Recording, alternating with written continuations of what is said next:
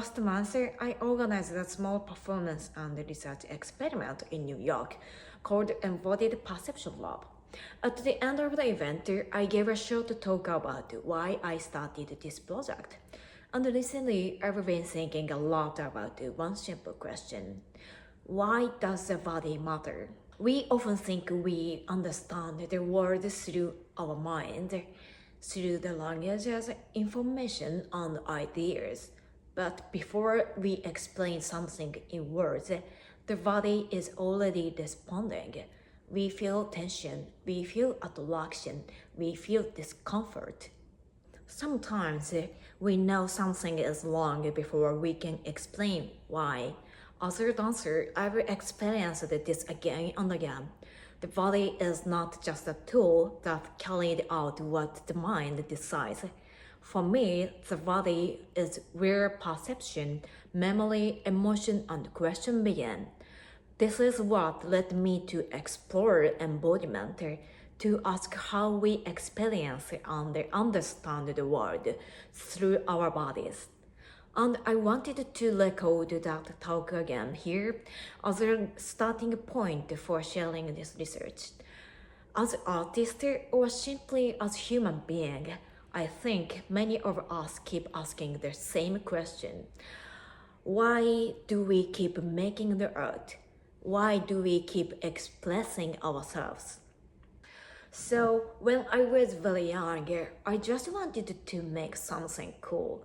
So I started dancing. I went to school, watched videos on YouTube, and learned movements and choreography or techniques.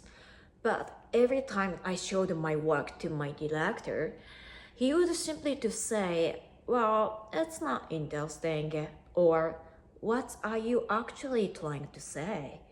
And honestly, I had no answer. The steps seemed right, the timing seems right, but something was just missing. Eventually, I realized something. I wasn't really dancing. I was only copying dance. I had become good at copying someone else's movement. And that made me realize that the problem was never just about choreography. It was about how I lived. What am I thinking? What am I feeling? How do I relate to the world? All of these things appear through the body. The body cannot lie. Through the body, we are constantly having a conversation with the world. And every encounter creates new questions.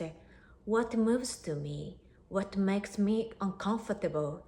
What do I find beautiful? And beyond that awareness, a deeper question slowly appears. How do I truly want to live? And now, here comes the age of the AI.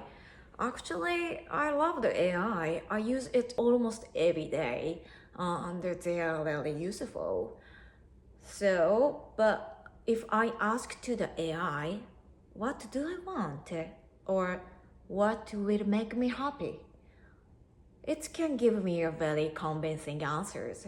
That sounds funny.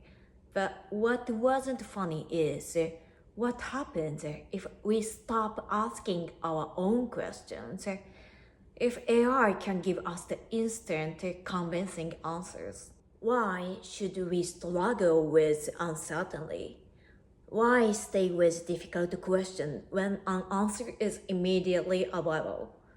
It would make life much easier, much more comfortable. But then I think about my dance again. If I only become good at copying or following someone else's answer, can I really call that my life? Can I call that my dance? Answers can be generated, but questions must be felt. And for me, that feeling begins in the body. This is why I started Embodied Perception Lab. For me, embodiment is not just a theory. It's a way of asking, what can we discover when we pay attention to what is happening through the body?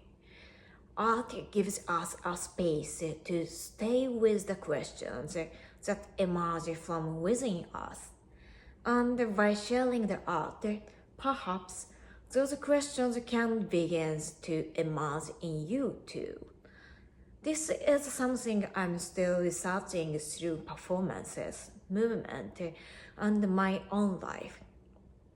And I would love to keep sharing this journey with you here. So, thank you for listening and watching the videos. Bye.